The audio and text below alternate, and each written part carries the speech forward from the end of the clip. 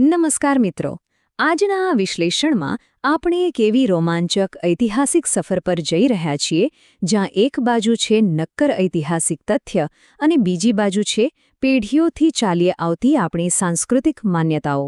આજે આપણે ખાસ તો હમીરજી ગોહિલની શૌર્યકથાને એક ક્રિટિકલ હિસ્ટોરિયનની નજરે જોવાના છીએ. ચાલો સમજીએ કે આ કથામાં કેટલું સત્ય છે અને કેટલી કલ્પના. હવે જરા વિચારો, જ્યારે કોઈ વીર યોદ્ધા વિશે સત્તાવાર ઐતિહાસિક દસ્તાવેજો એકદમ મૌન હોય, ત્યારે ઇતિહાસ એમને કેવી રીતે યાદ રાખે છે? આ સમજવા માટે આપણે લોકમુખે ગવાતી મૌખિક પરંપરાઓ અને પ્રાથમિક નોંધો વચ્ચેનો તફાવત બરાબર સમજવો પડે. ખાસ કરીને સોમનાથ મંદિરના રક્ષણની એ ઐતિહાસિક ઘટના જેણે અનેક દંતકથાઓને જન્મ આપ્યો છે. એકલો લડ્યો અને શહીદ થયો. આ પ્રખ્યાત વાક્ય કદાચ આપણે સૌએ ક્યાંક ને ક્યાંક સાંભળ્યું જ હશે, ખરું ને? આ જે વાક્ય છે જે હમીરજી ગોહિલને અમર બનાવે છે. પણ જુઓ, આ માત્ર કોઈ કહેવત નથી. આ ચારણો દ્વારા લખાયેલી શૌર્યકથાઓ અને પેલા એકદમ નીરસ વહીવટી દસ્તાવેજો વચ્ચેના સીધા ટકરાવનું એક ઉત્તમ ઉદાહરણ છે. અને આ જ બાબત આજના સેશનને વધુ રોમાંચક બનાવે છે. તો આપણી આ તપાસ મુખ્યત્વે 6 તબક્કામાં વહેંચાયેલી છે. સૌથી પહેલાં હમીરજીની દંતકથા, પછી 14મી સદીનું સૌરાષ્ટ્ર, સમયરેખાની તપાસ, દસ્તાવેજો વર્સિસ લોકકથા, કવિતા અને ઓળખ, અને છેલ્લે તથ્ય અને સ્મૃતિ.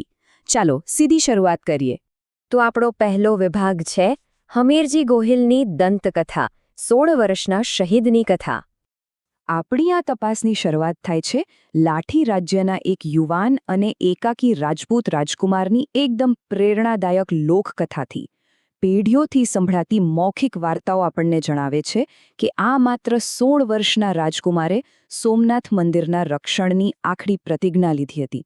કથા તો એમ કહે છે કે હમીરજીએ દુશ્મન સૈન્યને પૂરા 9 દિવસ સુધી રોકી રાખ્યું હતું અને 10મા દિવસે જ્યારે માત્ર 150 જેટલા યોદ્ધાઓ બચ્યા, ત્યારે એમણે શિવલિંગની આસપાસ એકઠા થઈને અંતિમ હુમલો કર્યો અને શહીદી વહોરી લીધી. ઐતિહાસિક સંશોધન માટે આ એક જબરદસ્ત સ્ટાર્ટિંગ પોઈન્ટ છે. આગળ વધીએ વિભાગ 2 તરફ. 14મી સદીનું સૌરાષ્ટ્ર, એક વિભાજિત દ્વીપકલ્પ. હવે આ લોકકથાનું સાચું મૂલ્યાંકન કરવું હોય તો આપણે એ સમયની ભૌગોલિક અને રાજકીય સ્થિતિ સમજવી જ પડે. કાઠિયાવાડ અથવા સોરઠ તરીકે ઓળખાતો આ પ્રદેશ વલ્લભીના પતન પછી નાના નાના રાજ્યોમાં વહેંચાઈ ગયો હતો. અહીં ગોહિલ જેવા અનેક નાના રાજપૂત કુળો શાસન કરતા હતા. અર્થતંત્ર ખેતી અને પશુપાલન પર આધારિત હતું. પણ સૌથી અગત્યની વાત એ છે કે અહીં દરિયાકાંઠે વારંવાર આક્રમણો થતા, ખાસ કરીને મંદિરો પરના હુમલાઓ, જેના લીધે પ્રદેશના સત્તા સમીકરણો વારંવાર બદલાતા રહેતા હતા. એક નજર ઐતિહાસિક સમયરેખા પર કરીએ. 1025માં મહંમદ ગઝનીનો હુમલો, 1194માં કુતુબુદ્દીન ઐબક, 1304માં અલાઉદ્દીન ખિલજી અને 1342માં ઝફરખાનનું આક્રમણ. આ એકદમ પ્રમાણિત તથ્યો છે જે દર્શાવે છે કે સોમનાથ પર સદીઓ દરમિયાન કેટલા ભયાનક હુમલાઓ થયા. એક રિસર્ચર તરીકે આપણા મગજમાં આ ટાઈમલાઈન હોવી બહુ જરૂરી છે, કારણ કે આ જ આપણી આગળની તપાસનો નક્કર પાયો છે. હવે આવે છે વિભાગ 3, સમયરેખાની તપાસ, તારીખોનો મેળ બેસાડવો. હમીરજી ગોહિલનો આ પ્રતિકાર વાસ્તવમાં ક્યારે થયો હતો? આ ચોક્કસપણે નક્કી કરવું ઇતિહાસકારો માટે એક બહુ મોટો પડકાર છે. તમે જુઓ, મુશ્કેલી ત્યાં પડે છે જ્યારે લોકકથાઓમાં શૂરવીર યુગ જેવા શબ્દોનો વારંવાર ઉલ્લેખ થાય છે, પણ સત્તાવાર સલ્તનત દસ્તાવેજો કે કોઈપણ પ્રમાણિત કેલેન્ડરમાં આ શૂરવીર યુગનો કોઈ જ આધાર મળતો નથી. એટલે જ રિજનલ ગેઝેટિયર્સની ચકાસણી કરતા સંશોધકોએ ફરજિયાતપણે વિક્રમ સંવત અથવા હિજરી સન જેવી પ્રમાણિત તારીખો શોધવી પડે છે. અને અહીં જ સૌથી મોટો વિરોધાભાસ જોવા મળે છે.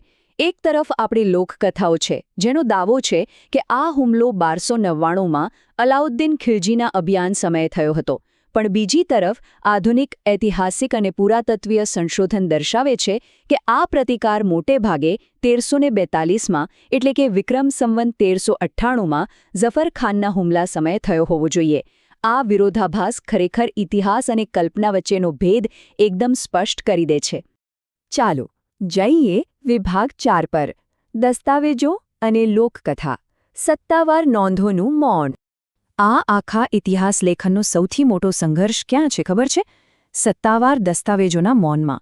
જ્યારે કોઈ સંશોધક બ્રિટિશ ગેઝેટિયર્સ અને ફારસી દસ્તાવેજો ઉથલાવે ત્યારે એક વાત સામે આવે છે.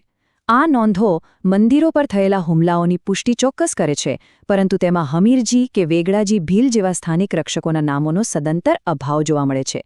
અને નવાઈની વાત એ છે કે આ ઘટનાને સમર્થન આપતા કોઈ સમકાલીન શિલાલેખો પણ સોમનાથમાં ઉપલબ્ધ નથી.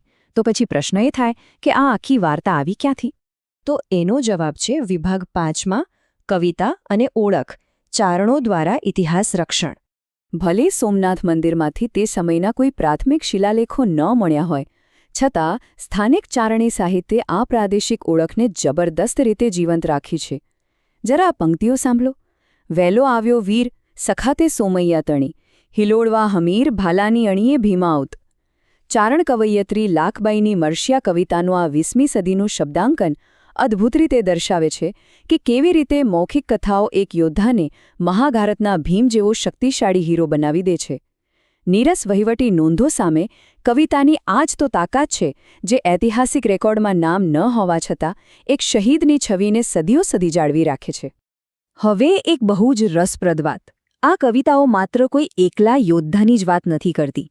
એમાં રાજપૂત, ભીલ, આહિર, મેર, ભરવાડ, રબારી અને કાઠી સમુદાયના યોદ્ધાઓના એક અકલ્પનીય અને વૈવિધ્યસભર ગઠબંધનનું વર્ણન છે, જે દર્શાવે છે કે આ કોઈ એક વર્ગનું યુદ્ધ ન હતું, પરંતુ સમગ્ર સૌરાષ્ટ્રના સમાજનું યુદ્ધ હતું, જે વાતને સલ્તનત સમયના દસ્તાવેજો સાવ જ ઇગ્નોર કરે છે. અને આમાં વેગડાજી ભીલ જેવા આદિવાસી નેતાનો સમાવેશ ખૂબ જ મહત્વપૂર્ણ છે. વેગડાજી, જેમણે આદિવાસી યોદ્ધાઓને એકઠા કર્યા અને હાથીના દંતશૂળથી શહીદ થયા, એમની ડેરી આજે પણ સોમનાથમાં હમીરજીની સાથે જ પૂજાય છે. આ બતાવે છે કે જે સાંસ્કૃતિક એકતા અને વિવિધ સમુદાયોના યોગદાનને વહીવટી નોંધો નજરઅંદાજ કરે છે, તેને આ લોકગીતો કેવી રીતે મજબૂત બનાવે છે. આ જ તો છે સ્ટોરી ટેલિંગની સાચી અસર. અને હવે આપણો અંતિમ વિભાગ 6, તથ્ય અને સ્મૃતિ, સ્થાનિક ચારણોની સામાજિક ભૂમિકા. આ બધું જોયા પછી આપણે એ વિચારવું જ પડે કે કોઈ પણ સત્તાવાર પુષ્ટિ વિના આ કથાઓ આટલી સદીઓ સુધી કેમ ટકી રહી. તમે જુઓ, એક તરફ એવા વહીવટી દસ્તાવેજો છે જે માત્ર રાજકીય સત્તા પરિવર્તન અને સૈન્યની હિલચાલની જ નોંધ રાખે છે, પણ બીજી તરફ આપનું ચારણી સાહિત્ય છે જે લોકોની ભાવનાઓ, સામુદાયિક બલિદાન અને વ્યક્તિગત શૌર્યને પકડી રાખે છે. આ કવિતાઓ એક લશ્કરી હારને પણ મોટી આધ્યાત્મિક અને સાંસ્કૃતિક જીતમાં ફેરવી નાખે છે, જે પ્રદેશની ઓળખ બની જાય છે. તો છેલ્લે ઐતિહાસિક સંશોધનના અભ્યાસો માટે એક બહુ જ મોટો પ્રશ્ન ઊભો થાય છે. જો પ્રાથમિક દસ્તાવેજો અને શિલાલેખો આ રક્ષકોના નામ ભૂંસી નાખે અથવા એમની નોંધ જ ન લે, તો શું આપણે આ સદીઓથી ચાલી આવતી કવિતાઓ અને દંતકથાઓને જ એ લોકોનો સાચો ઇતિહાસ ન માનવો જોઈએ? આ એક એવો સવાલ છે જે ઇતિહાસને જોવાનો આપણો પૂરો દૃષ્ટિકોણ બદલી શકે છે. તમારે આ વિશે વધુ વિચારવું રહ્યું. આજના વિશ્લેષણમાં જોડાવા બદલ ખૂબ ખૂબ આભાર. આવી જ રીતે નવું શીખતા રહો.